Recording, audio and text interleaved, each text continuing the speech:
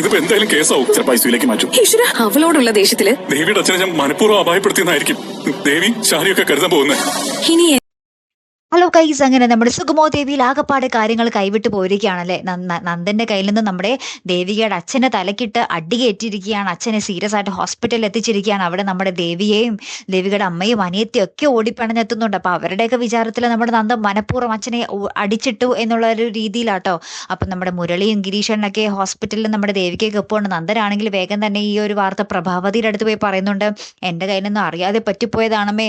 ദേവികയും അവളുടെ അനിയത്തൊക്കെ വിചാരിക്കും ഞാൻ മനഃപൂർവ്വം അവളോടുള്ള ദേഷ്യത്തിൽ അച്ഛനെ അടിച്ചതാണെന്നേ വിചാരിക്കൂ എന്നൊക്കെ പറയുകയാണ്. അപ്പുറത്ത് ഇസബല്ലയാണെങ്കിൽ ഭയങ്കര ഹാപ്പി. താൻ പ്ലാൻ ചെയ്ത പോലെ കാര്യങ്ങളൊക്കെ സെറ്റായി.